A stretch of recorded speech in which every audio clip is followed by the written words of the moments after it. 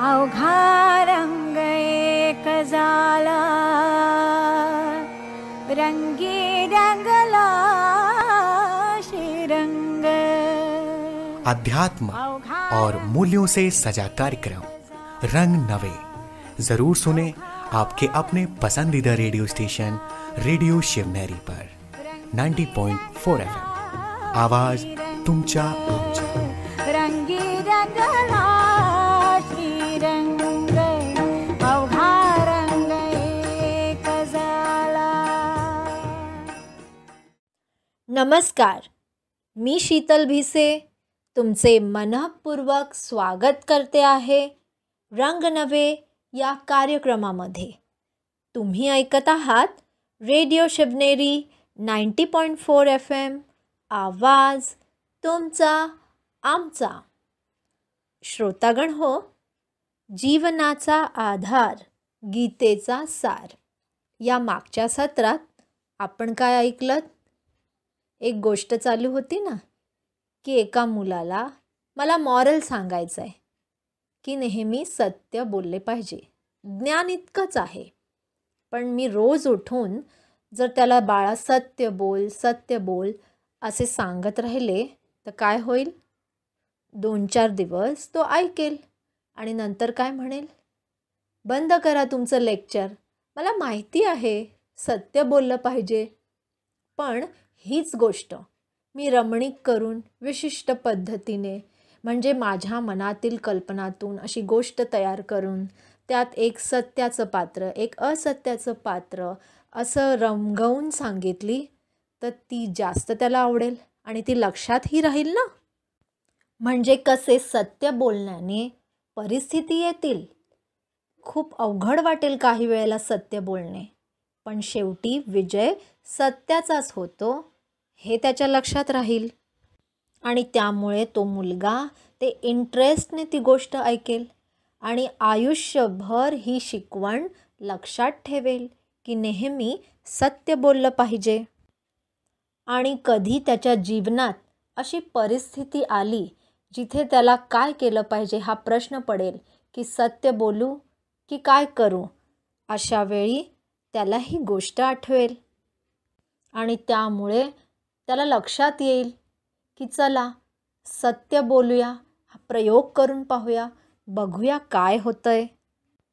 आणि त्यामुळे तो त्यावेळी सत्यच बोलतो आणि त्याला हेही माहिती आहे की खूप परीक्षा येणार आहेत त्यामुळे मला, परंतु त्याच्या मनात हे देखील येते की सत्याचाच शेवटी विजय होतो आणि त्यामुळे त्या उत्साहात तो जेव्हा सत्य बोलतो, बऱ्याच गोष्टी येतात, बऱ्याच परिस्थिती येतात, परंतु त्याच्यामध्ये ती आंतरिक शक्ती असते ना, मनात एक दृढ निश्चय की काहीही झालं तरी मला सत्यच बोलायचं आहे आणि त्यामुळे शेवटी सफलता त्यालाच मिळते आणि त्यामुळे त्याला प्रॅक्टिकल प्रूफ मिळतो ना की जीवनात कितीही परिस्थिती येऊ दे, शेवटी विजय सत्याचाच होतो। हा अनुभवाचा एक त्याला अमोल असा ठेवा मिळतो की नाही आणि त्यामुळे तो जीवनात नेहमी सत्याचाच प्रयोग करणार, कारण त्याला ही अनुभव झालेला आहे, हीच त्याच्यासाठी प्रेरणा ठरणार आहे। म्हणजेच काय श्रोतागण हो, तुमच्या लक्षात आलं असेल, एक खोटं बोलायला किंवा एक खोटं बोललं आणि ते लपवायला 1000 खोटे बोलावे लागते। म्हणजेच काय करू कसं करू, चिंतन टेन्शन, ती भीती राहील आपलं पितळ उघडं पडलं तर। मग शेवटी काय सत्य बोलणं हेच चांगलं की नाही? आणि जरी आपण कधी सत्य बोललो आणि त्यावेळी आपली हार मानावी लागली आपल्याला काही कारणामुळे, तरी पण आपलं मन तर समाधानी आहे की आपण सत्य बोललो आहे। कधी ना कधी त्याचा उपयोग नक्कीच होणार आहे। म्हणूनच आपल्याला अनुभव पण आहे की परिस्थिती तर येणार, कधी हार जीत असं होणार, पण आपलं मन तर आपल्याला सांगतंय काहीही झालं तरी सत्य आपण बोललेलो आहे, त्यामुळे आपल्याला कसलं टेन्शन येणार नाही, चिंता नसणार आहे आणि हेच आपल्याला लक्षात ठेवायचं आहे। आणि हीच गोष्ट महर्षी वेदव्यास यांनाही माहिती होती की येणाऱ्या काही वर्षामध्ये घराघरांमध्ये महाभारत होणार आहे आणि त्या महाभारताच्या काळात पांडव पण असतील आणि कौरव पण असतील. आपल्या मनस्थितीमध्येच पांडववृत्ती पण असणार आहे आणि कौरववृत्ती पण असणार आहे. हे पांडव कौरव म्हणजे ही प्रतिकात्मक रूपे आहेत. आणि त्यावेळी आपल्याला निवड करावी लागेल की आपल्या जीवनामध्ये आपल्याला काय स्वीकारायचं आहे, पांडववृत्ती की कौरववृत्ती. कारण श्रोतागण हो, ईश्वर कोणासोबत आहेत? आपण ऐकत आलोय ना महाभारतामध्ये, पांडवांसोबत. म्हणजे नक्कीच जीवनामध्ये पांडववृत्तीचा अंगीकार केला पाहिजे की नाही, पांडववृत्तीची निवड केली पाहिजे, हेच योग्य आहे. म्हणजेच साक्षात परमात्म्याची साथ आपल्याला जीवनात अनुभवायची असेल तर आपल्याला आपल्या जीवनात पांडववृत्तीचा स्वीकार करायला पाहिजे. समोर अक्षोणी सेना असली तरी चालेल, म्हणजेच कितीही जणांनी काहीही केलं, विरोध केला तरी चालेल, पण आपल्याला जर ईश्वर सोबत देणार असतील, त्यांची साथ मिळणार असेल, तर सत्याच्या मार्गावर पांडववृत्ती असलेलं नेहमीच चांगलं ना.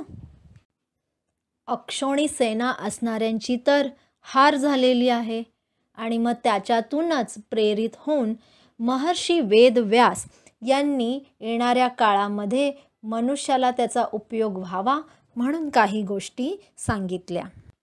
ही जी कथा, महाभारताची कथा, याबद्दल सांगताना ब्रह्माकुमारी संस्थेच्या उषा दिदी म्हणतात, मला आठवतं की 500 वर्षापूर्वी फ्रान्समध्ये नॉस्ट्राडॅमस होऊन गेले आणि त्यांनी विश्वाचे भविष्य गोळ्यामध्ये म्हणजे विश्वाच्या ग्लोबमध्ये पाहिलं आणि ते भविष्य त्यांनी लिहून काढलं, परंतु काव्य रूपात त्यांनी ते लिहिलं. आणि अशी अलंकारिक भाषा वापरली त्यात की आजही लोक जेव्हा ते वाचतात ती भाषा ते समजू शकत नाहीत. घटना घडून गेल्यानंतर लोक असं म्हणतात, हो, नॉस्ट्राडॅमस यांनी ही गोष्ट सांगितली होती सांकेतिक भाषेत, परंतु घटना घडण्याच्या आधी तर सांगू शकत नाही ना. परंतु आपल्या भारतात असे ऋषीमुनी होऊन गेले, महर्षी वेद व्यास यांच्यासारखे, ज्यांनी विश्वाचं भविष्य 5000 वर्षापूर्वीच पाहिलं होतं. आजच्या या वर्तमान काळाला त्यांनी 5000 वर्षापूर्वीच पाहिलं होतं. आजच्या युगातील मनुष्याची मानसिकता, मेंटॅलिटी कशी असेल, ॲटिट्यूड काय असेल, त्यांची विचारधारा कशी असेल, हे सर्व त्यांनी त्यावेळीच पाहिलं होतं. समाधी अवस्थेत असतानाच त्यांनी हे सर्व पाहिलं होतं. आणि आजच्या युगातील मनुष्यासमोर जो संघर्ष होणार आहे, ज्यामुळे त्यांच्या मनामध्ये संघर्ष होईल, म्हणजे करू काय, काय केलं पाहिजे, मग त्यांना दिशा निर्देश मिळावा, यासाठीच महर्षी वेदव्यास यांनी हे सगळं सांगितलं होतं, लिहिलं होतं. म्हणजेच जे ज्ञान त्यांना समाधी अवस्थेत मिळाले होते ते त्यांनी गीतेच्या माध्यमातून लिहिले होते. हे सर्व दिशा निर्देश की आजच्या काळातील मनुष्याला त्याचा उपयोग होईल. घेते इथे एक छोटासा ब्रेक, लगेचच परत येत आहे. तोवर तुम्ही ऐकत रहा रेडिओ शिवनेरी 90.4 FM, आवाज तुमचा आमचा.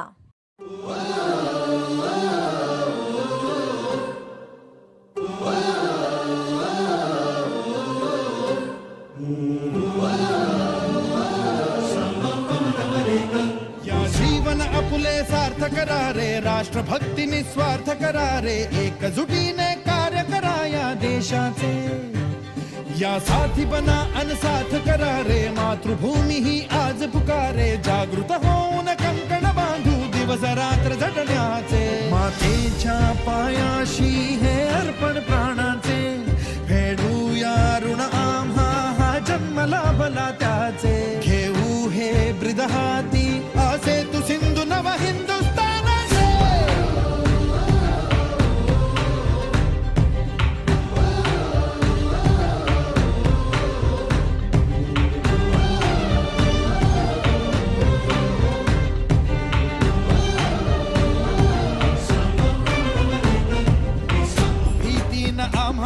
ह्या वज्रमुखींनी का तळभेदू, सीमा न कुठली हुंकार असा गगनाला छेदू.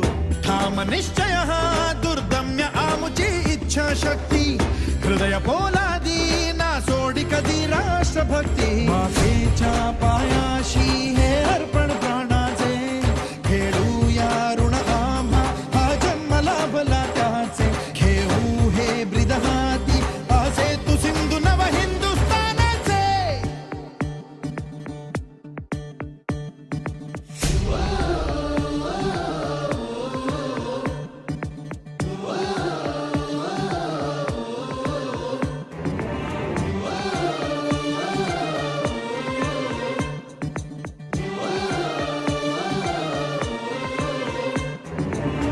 ज्योत ज्ञानाची स्फुल्लिंग मनांचे पेटून उठले, स्वाभिमानाचे हे कुंड मनाचे मग धग धगले. शृंखला तोडी हे दास्य आता नासाही कोणा, देश हा आमुचा स्वातंत्र्याचा आमुचा बाणा. मातेच्या पायाशी हे अर्पण प्राणाचे, फेडूया ऋण आम्हा हा जन्म लाभला त्याचे. घेऊ हे ब्रिद हाती हासे तू सिंधू नव हिंदुस्तानाचे.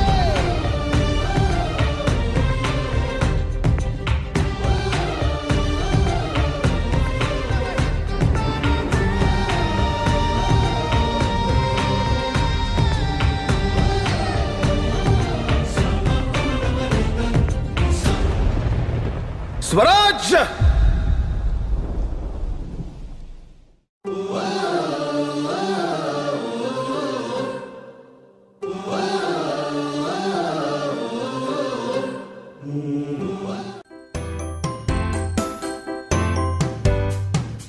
दोस्तों, जैसे मीठे हलवे में काजू बादाम सूजी नजर तो आते हैं, लेकिन उसमें मिठास भरने वाली शक्कर तो कहीं नजर ही नहीं आती है. ठीक ऐसे ही हमारे जीवन में भी कुछ लोग ऐसे होते हैं जो दिखाई तो नहीं देते, लेकिन अपनेपन की मिठास से हमारे जीवन को हमेशा आनंदित करते रहते हैं. जी हाँ दोस्तों, आपने सही पहचाना, कुछ ऐसा ही आपका अपना दोस्त है. रेडियो शिवनेरी 90.4 FM, आवाज तुमचा आमचा. ब्रेक नंतर पुन्हा तुमचे स्वागत आहे. रेडिओ शिवनेरी 90.4 FM, आवाज तुमचा आमचा. ब्रेकपूर्वी आपण काय ऐकत होतो की महर्षी वेद व्यास यांनी समाधी अवस्थेत असताना गीतेच्या माध्यमातून जे काही दिशा निर्देश लिहून ठेवले होते ते यासाठीच की आजच्या वर्तमान काळात मनुष्याची मानसिक अवस्था जेव्हा संघर्षाच्या रूपात येईल, म्हणजे जेव्हा त्याला वाटेल काय केलं पाहिजे काय नाही केलं पाहिजे, तेव्हा हे दिशानिर्देशच त्याला उपयोगी पडतील, ज्यामुळे तो निर्णय करू शकेल. योग्य असा निर्णय महत्त्वाच्या वेळेला तो करू शकेल. परंतु आजचा मनुष्य काय विचार करतो माहिती आहे का श्रोतागण हो? तो विचार करतो हे जे गीतेचं ज्ञान आहे ते पांडवांसाठी आहे, आमच्यासाठी थोडीच आहे. त्याचं कारण असं की आपण आपल्या जीवनासोबत गीतेचं ज्ञान रिलेटच नाही करू शकत आहे आणि त्यामुळे ही अशी विचारधारा आहे. परंतु खरं तर महर्षी वेद व्यास यांनी वर्तमान काळातील ही परिस्थिती पाहूनच गीतेचं हे ज्ञान हा ग्रंथ आपल्यासाठी लिहिलेला आहे आणि हे आपल्याला लक्षात घ्यायचं आहे. कळलं का श्रोतागण हो? परंतु आपल्याला या दृष्टिकोनातून कधीच कोणी सांगितलंच नाही ना. त्यामुळे आपल्या कधी मनातच आलं नाही की आपल्याला गीतेचं हे ज्ञान आपल्या जीवनामध्ये उपयोगास आणायचं आहे, हो ना?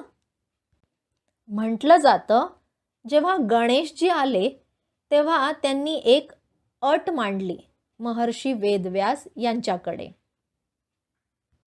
आणि ते म्हणाले महर्षी वेदव्यास यांना की मी इतका फास्ट रायटर आहे की जिथे तुम्ही थांबाल मी निघून जाईन, बरं का? आणि आपण हे सर्व जाणतो, महर्षी वेदव्यास यांच्यापुढे दुसरा कोणताच अल्टरनेट नव्हता. त्यामुळे त्यांनी गणेशजींनी जी अट ठेवली होती ती मान्य केली. परंतु महर्षी वेदव्यास यांनीही एक अट ठेवली. त्यांनी काय अट ठेवली? अट अशी होती की समाधी अवस्थेत असताना मी जे काही बोलेन माझ्या प्रत्येक गोष्टीला तुम्ही समजून मगच लिहाल, समजली नाही तर तशीच ती लिहायची नाही आहे, अशी अट त्यांनी गणेशजींपुढे ठेवली. आणि गणेशजींनी पण त्यांची ती अट मान्य केली. आणि म्हटलं जातं प्रथम श्लोक, म्हणजेच प्रथम श्लोक जसा उच्चारण केला गेला की धृतराष्ट्र संजय यांना विचारतात, धर्मक्षेत्र आणि कुरुक्षेत्र यामध्ये पांडव पुत्र आणि माझ्या पुत्रांमध्ये काय चालू आहे हे संजय त्याचे वर्णन करून तू मला सांग. प्रथम श्लोकमध्ये बुद्धीचं दैवत असलेल्या गणेशजींना पण थांबावे लागले हेच समजून घेण्यासाठी की या कुरुक्षेत्राला विश्लेषण का जोडलं गेलं. सरळ सरळ पण तर बोलू शकले असते ना की बाबा कुरुक्षेत्रात काय चालू आहे. असे न बोलता धर्मक्षेत्र कुरुक्षेत्र असं का बोललेत? म्हणजेच धर्मक्षेत्र का बोललं गेलं? आणि हे समजून घेण्यासाठी गणेशजींसारख्या बुद्धीच्या दैवताला पण थांबावं लागलं. म्हणजेच काय, प्रथम श्लोकातच गणेशजींना आपली अट सोडून द्यावी लागली. आणि परत असं पण म्हटलं गेलं ना की पांडुपुत्र आणि माझ्या पुत्रांच्या मध्ये, कारण त्यावेळचा तो काळ होता.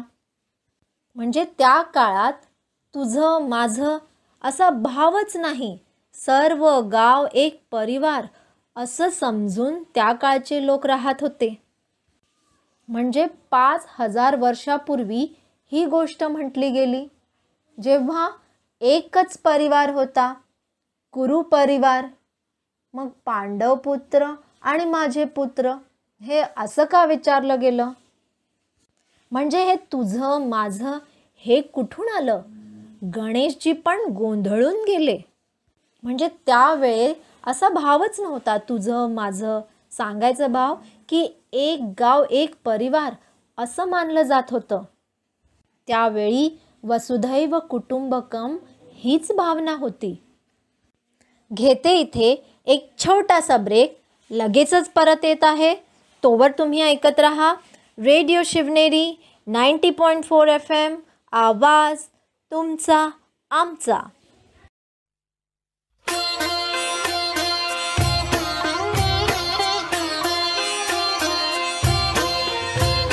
राधे कृष्ण की ज्योति अलौकिक तीनों लोक में छाए रही है. भक्ति विवश एक प्रेम पुजारिन फिर भी दीप जलाए रही है. कृष्ण को गोकुल से राधे को, कृष्ण को गोकुल से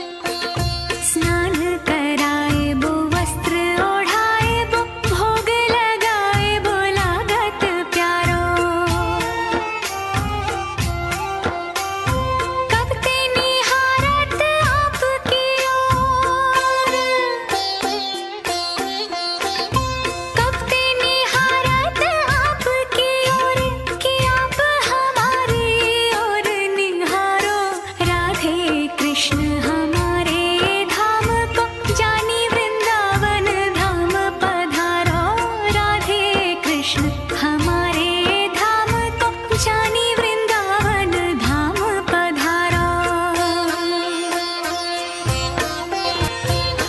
राधे कृष्ण की ज्योति अलौकिक तीनों लोक में छाए रही है। भक्ति विवश एक प्रेम पुजारिन फिर भी दीप जलाए रही है। कृष्ण को गोकुल से राधे को, कृष्ण को गोकुल से राधे को बरसाने से बुलाए रही है। दोनों करो स्वीकार कृपा कर जोगन आरती गाए रही है। दोनों करो स्वीकार कृपा कर जोगन आरती गाए रही है। भोर भये ते सांझ ढले तक सेवा को नित नेम हमारा। स्नान कराए बो वस्त्र ओढ़ाए बो भोग लगाए बो लागत प्यारो। कब ते निहारत आपकी ओर, कब ते निहारत आपकी ओर कि आप हमारी ओर निहारो। राधे कृष्ण हमारे धाम को जानी वृंदावन धाम पधारो। राधे कृष्ण हमारे धाम को जानी वृंदावन धाम पधारो।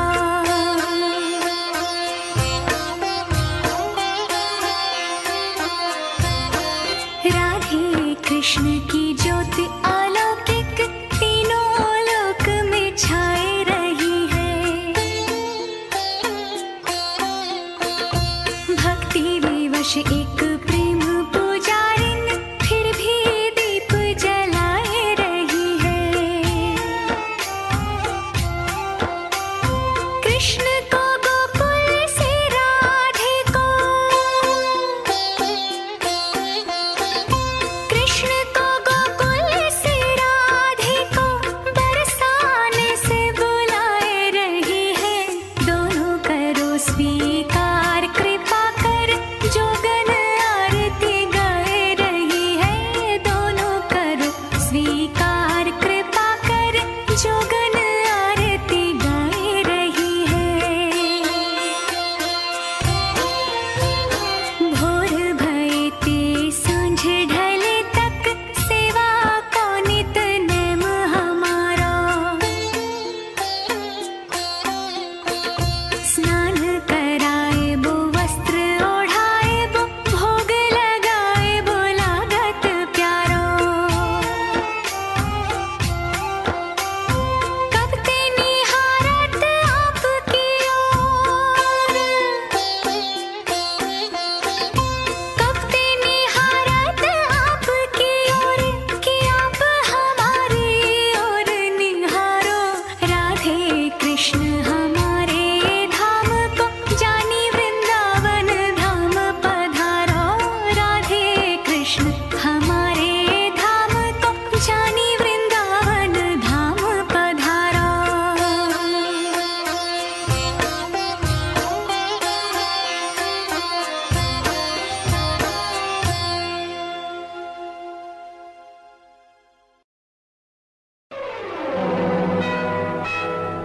नमस्कार, मैं हूं राम प्रकाश वर्मा और आप सुन रहे हैं आपका अपना पसंदीदा radio station radio Shivneri 90.4 FM। आवाज तुमच्या आमच्या।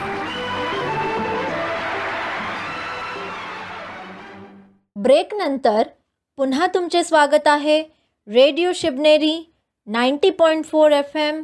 आवाज तुमचा आमचा। ब्रेकपूर्वी आपण काय ऐकत होतो? 5000 वर्षापूर्वी काय संकल्पना होती? एक गाव एक परिवार. म्हणजे तुझं माझं असं काहीच नव्हतं. गणेशजी पण गोंधळून गेले. म्हणजे एक कुरु परिवार हा असा एकच परिवार, एक गाव, एक परिवार, वसुधैव कुटुंबकम हीच भावना होती त्या काळी. त्यामुळे गणेशजींना तेथेही थांबावं लागलं.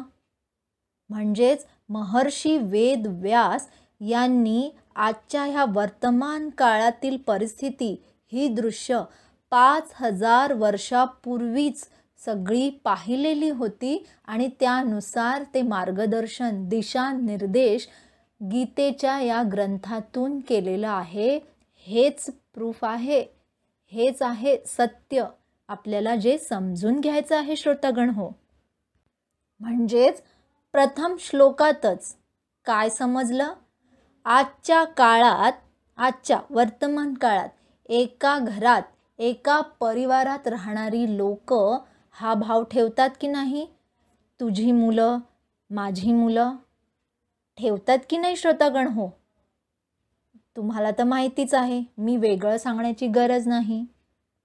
म्हणजेच महर्षी वेद व्यास यांनी 5000 वर्षापूर्वी आजच्या काळातील मनुष्य प्राण्यातील त्याच्या मनातील मनस्थिती, त्याची मेंटॅलिटी काय असेल हे बरोबर पाहिलं होतं, ओळखलं होतं. आणि आजच्या या वर्तमान काळासाठीच त्यांनी या ग्रंथाची रचना केलेली आहे. हे आपल्याला समजून घ्यायचं आहे. म्हणजेच प्रत्येक मनुष्याचा जेव्हा असा ॲटिट्यूड असेल, म्हणजे प्रत्येक घर हे कुरुक्षेत्र होईल, मग अशा वेळी काय बरं ह्याचं सोल्युशन असू शकतं? ब्रह्माकुमारी उषा दीदी सांगतात, बऱ्याच वेळा माझ्या मनात हा विचार येऊन गेला की जेव्हा महर्षी वेद व्यास होते, दुसरे ऋषीमुनी पण असतीलच ना, तेच एकटे होते का? नक्कीच असतील ना दुसरे पण ऋषीमुनी. मग ते कोणत्याही ऋषीमुनींना बोलवून स्वतःसाठी म्हणजे या ग्रंथासाठी लेखक म्हणून त्यांना विचारू शकले असते ना की तुम्ही या आणि मी समाधी अवस्थेत बसून जे काही बोलत आहे ते तुम्ही लिहून काढा. मग गणेशजींचंच आवाहन का केलं असेल त्यांनी? यासाठीच त्यांनी गणेशजींचं आवाहन केलं की पहिल्या दिवशीच त्यांना हे समजलं होतं की कितीतरी उच्च कोटीचं हे ज्ञान मला मिळत आहे. हे तर अमृतासारखं ज्ञान आहे आणि ह्या अमृताला प्रवाहित होऊ देणं गरजेचं आहे. म्हणजेच ही विचारधारा पुढच्या पिढीपर्यंत गेली पाहिजे असा त्यांचा भाव होता. म्हणजे आजच्या संसारासाठी, आजच्या जगासाठी त्या गोष्टी आणल्या गेल्या पाहिजेत.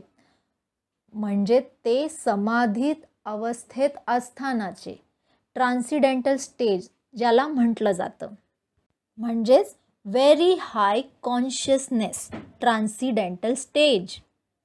आणि त्या कॉन्शियसनेसमध्ये ज्या गोष्टी महर्षी वेद व्यास यांना मिळाल्या, त्याला जेव्हा ते उच्चारण करतील त्या गोष्टी आणि समोरचा लेखक त्या हाय कॉन्शियसनेसवर नसेल, म्हणजे त्यावेळची तशी मानसिकता त्यांची नसेल त्या लेखकाची, तर तो लिहिणारा नक्कीच बरीच गडबड करून टाकणार की नाही. आणि म्हणूनच त्यांनी गणेशजींचं आवाहन केलं, कारण गणेशजींना काय म्हटलं जातं? द लॉर्ड ऑफ विजडम, बुद्धीचं दैवत. म्हणजे तेच त्या समाधी अवस्थेतील गोष्टी, त्या ट्रान्सिडेंटल स्टेजमधल्या गोष्टी समजू शकण्याची कपॅसिटी, क्षमता ठेवू शकतात, असं ते बुद्धीचं दैवत. आणि म्हणूनच गणेशजींचं आवाहन केलं गेलं. आणि गीता महान यासाठीच आहे की त्या ग्रंथामध्ये प्रत्येक स्तरावरील परिस्थितींचं समाधान केलं गेलेलं आहे. एक मनुष्याच्या मनस्थितीचे समाधान, एक पारिवारिक परिस्थितीचे समाधान, एक सामाजिक स्थितीचे समाधान आणि एक राष्ट्रीय स्थितीचे समाधान आणि वैश्विक स्थितीचं समाधान असं या एकाच पुस्तकामध्ये प्रत्येक लेवलचं सॅल्वेशन आपण प्राप्त करू शकतो. आणि म्हणूनच गीता खूप महान आहे, ज्याला मॅनेजमेंट या लेवलमध्ये असं म्हटलं जातं, the micro to the macro level. प्रत्येक लेवलचं समाधान गीता आहे. मग आता कसं, म्हणजे एका व्यक्तीच्या मनस्थितीचं समाधान कसं?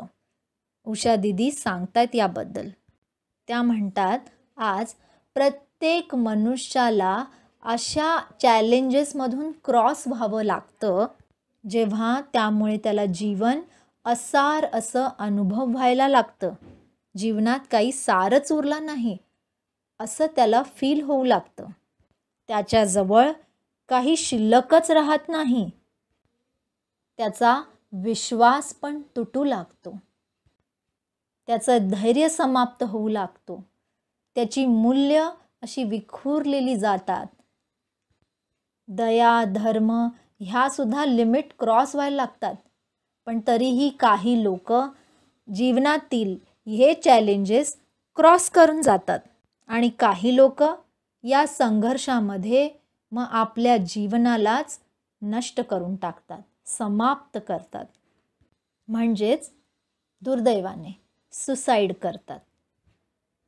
जीवन हा एक संघर्ष आहे आणि म्हणूनच अर्जुनासारखा एक वीर दाखवलेला आहे, ज्याने अनेक युद्ध एकट्याने जिंकली.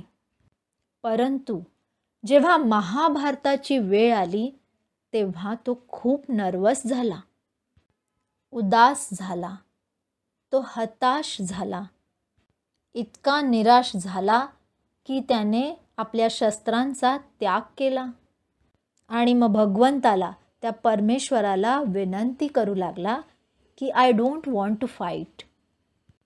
मग अशा वेळी काय म्हणणार? त्याचा आत्मविश्वास समाप्त झाला की काय? परमेश्वर भगवंत त्याच्यासोबत होते, त्याचा विजय निश्चित होता. असं असताना पण अशी मनस्थिती म्हणजे भगवंतावर, त्या परमेश्वरावर त्याचा विश्वास नव्हता का? का विश्वास उरला नव्हता? काय सांगाल? तुमचा विवेक काय सांगतोय? श्रोतागण हो, विचार करा यावर. आत्मविश्वास संपला की भगवंतावरचा, त्या परमेश्वरावरचा विश्वास उडाला? काय सांगाल तुम्ही? तुम्ही विचार करा यावर. तोवर आता मी इथेच थांबत आहे. पुन्हा भेटूया पुढच्या भागात. तोवर तुम्ही ऐकत रहा रेडिओ शिवनेरी 90.4 FM, आवाज तुमचा आमचा.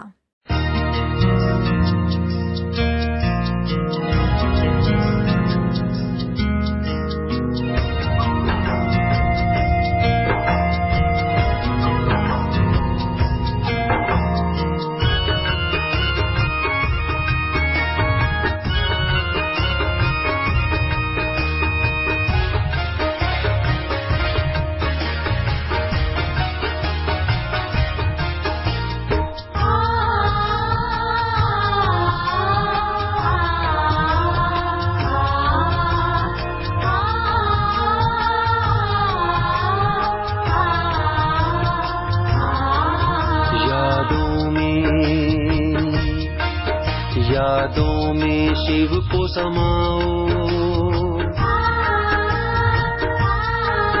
यादों में शिव को समाओ। ओ मानव तुम परमानंद को पाओ। यादों में शिव को समाओ। ओ मानव तुम परमानंद को पाओ, तुम परमानंद को पाओ।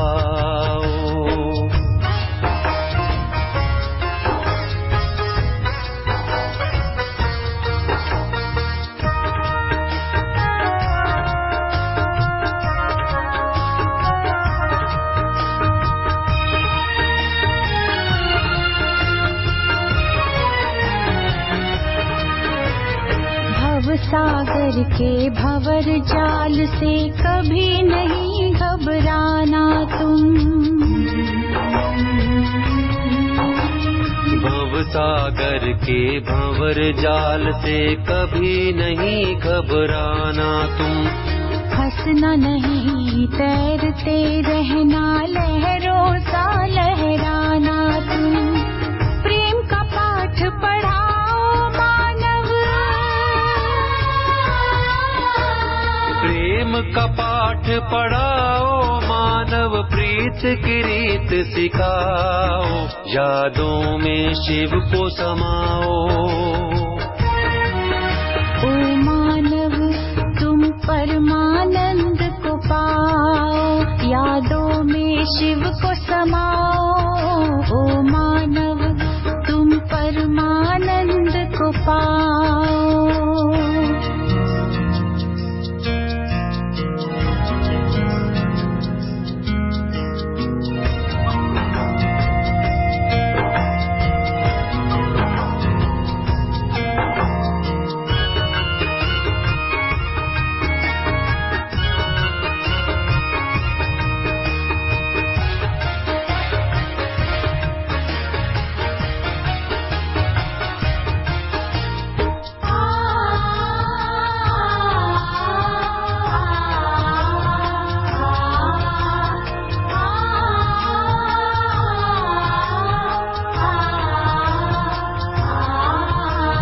पंछी झूम रहा डाली पर चित्त की चिंता से है दूर। पंछी झूम रहा डाली पर चित्त की चिंता से है दूर। मधुर सुरों में प्रभु गुण गाता लुटा रहा खुशियाँ भरपूर। जीवन सरल बनाओ मानव, जीवन सरल बनाओ तुम। चिंता की चिता जलाओ, यादों में शिव को समाओ। ओ मानव तुम परमानंद को पाओ, यादों में शिव को समाओ। ओ मानव तुम परमानंद को पाओ।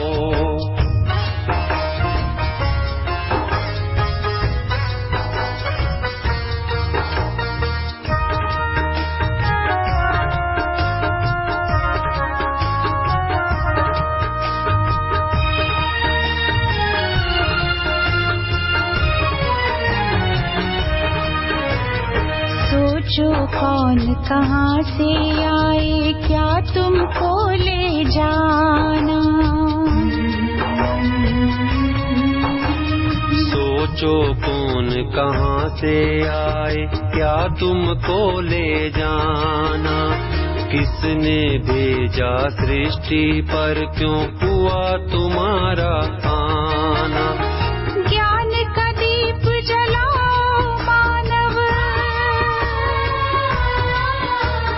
ज्ञान का दीप जलाओ तुम। मन से अंधकार मिटाओ, यादों में शिव को समाओ। ओ मानव तुम परमानंद को पाओ, यादों में शिव को समाओ।